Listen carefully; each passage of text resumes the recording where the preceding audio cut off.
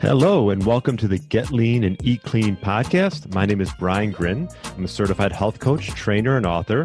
And this podcast is for middle-aged men and women looking to optimize their health and get their bodies back to what it once was 10 to 15 years ago. I will give you simple, actionable items to get long-term sustainable results. Thanks for listening and enjoy the show.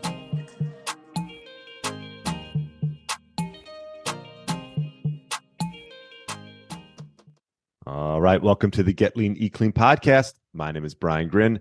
I hope you had a great weekend, and hopefully you listened to my interview with Natalie and Tara.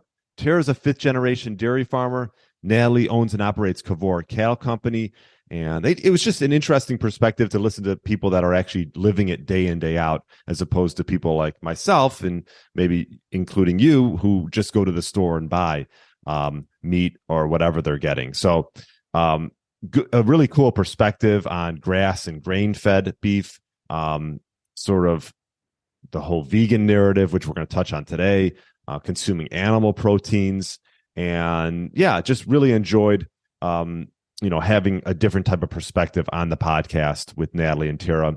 They also co-host a podcast called Discover Ag. So check that out. I put a link in the show notes for that.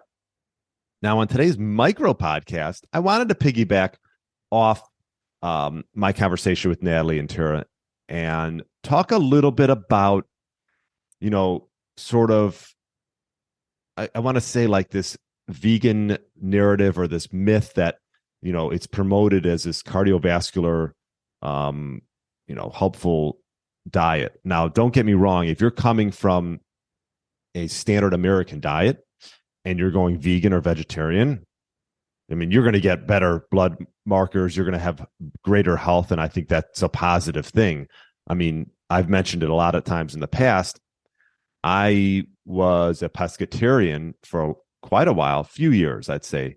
And then right around when COVID hit, I decided to introduce animal proteins into my diet, mainly because I didn't feel like I was getting enough quality protein with the complete amino acids, and I was so active.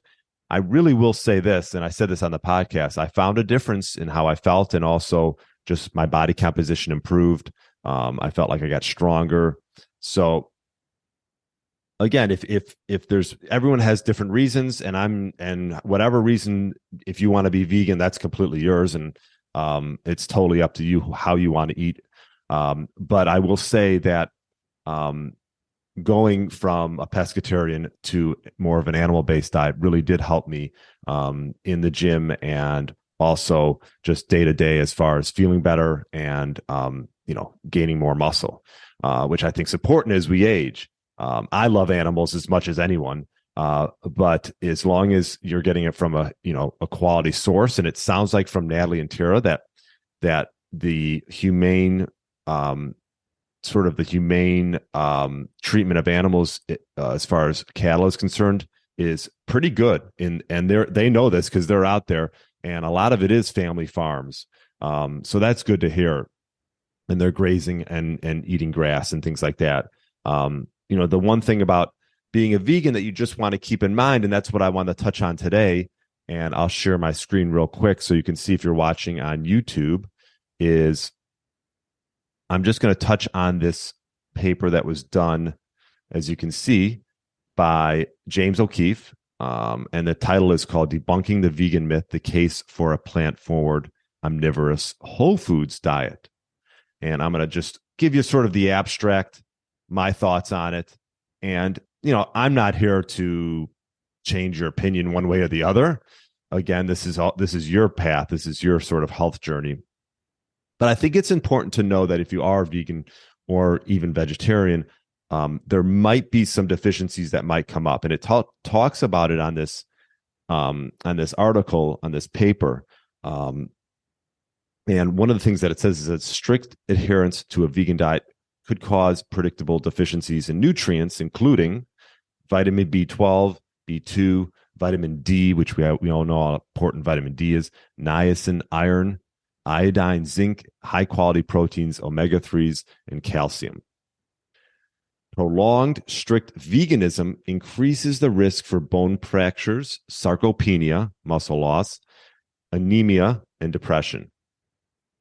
So, and it goes on stating a more logical diet of a plant-forward omnivorous eating pattern that emphasizes generous consumption of natural unprocessed foods, predominantly from plants, but also adding in modest amounts of animal foods, such as wild-caught fish, seafood, pasture-raised meat and eggs, and fermented unsweetened dairy should be consumed as well. So, again, it's a long sort of abstract on some of the deficiencies that could come up when being on a vegan diet for a long period of time. And I think it's important to just keep this in mind, because you can be a vegan or vegetarian and add in some supplementation to sort of make up for the lack of maybe quality proteins. Don't get me wrong, you can get protein from an animal, from a vegan-based diet. The only issue you might run into is the fact that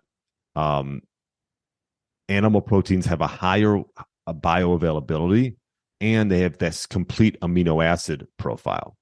And one of the key amino acids, and talking with Dr. Don Layman, who I've interviewed before, he talks about leucine.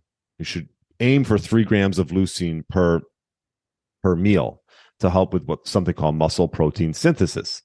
And as we get into our 40s and 50s and 60s, we want to avoid sarcopenia, which he talks about in this abstract, which is loss of muscle mass as we age, because bone fractures is one of those things that can happen as you get older. And if you're not sort of aware of getting in enough protein, also doing resistance training, which is just, if not more important, and just supporting muscle growth and repair is just, I think should be one of the top priorities we have as we get older. There's vegan proteins such as lentils and quinoa, and they do have some nutrients in them, but they do lack some of the amino acids so it's going to come down to supplementation for that. And as I said before, vitamin B12, iron is a big one. For instance, plant-based sources of iron and calcium aren't as well absorbed as those found in animal products. So this can lead to deficiencies over time. So it just comes down to, I think, careful planning if you're a vegan as far as meeting your nutrient needs. So that's really one I want to touch on today. I can go on and on. I mean, we talk about vitamin D, something that is important to do, to get outside and get some sun on your skin. But also to insufficient calcium, can lead to risk of developing osteoporosis down the road. So we just want to make sure that we have a balanced diet that includes a variety of nutrient-rich foods, so we can maintain quality health and prevent any deficiencies that could come down the road. Because I think in the short term, most diets work, right? But we're looking for long-term, something that's long-term and sustainable. And so, I think this is, why Mediterranean diets have just been, well touted and things that, can lead to positive health outcomes, because you sort of have a balance of lean proteins, and then you also can add in, if you want, obviously, grains and things like that. I am not big into adding a ton of grains into my diet. I definitely have more of a animal-based, prioritizing protein for every meal. I do have some vegetables, not a ton, maybe some starches, some sweet potato. And that's just worked well for me. I've added in quite a bit of fruit in my diet after interviewing Jay Feldman. And fruit is something that I think people might get scared of, but it's not something to be afraid of. You'll find probably no one who gets overweight from or unhealthy outcomes from eating too much fruit.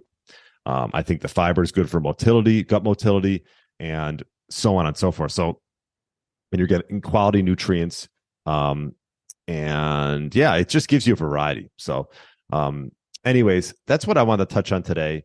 I'm not here to tell you to eat one way or the other. I'm just going to give you sort of my experience. And I wanted to touch on that paper by James O'Keefe, especially just interviewing Natalie and Tara, who are, on the ranch every day, or the dairy farm. And it was great to learn from them. So hopefully you take that, add that however you want. If you're not getting animal proteins in, maybe it's something that you should look into because of the bioavailability and the higher amino acid profile, along with, the B12, the iron, the calcium, even the omega-3s that you can get from that. So something to keep in mind. And if you have any questions, you can email me, brian@briangrin.com. If you got my recent email, you'll see that my book is on Amazon in paperback or in Kindle. Or you can get it in a PDF format as well. So really excited for that. The Stepladder system, check it out.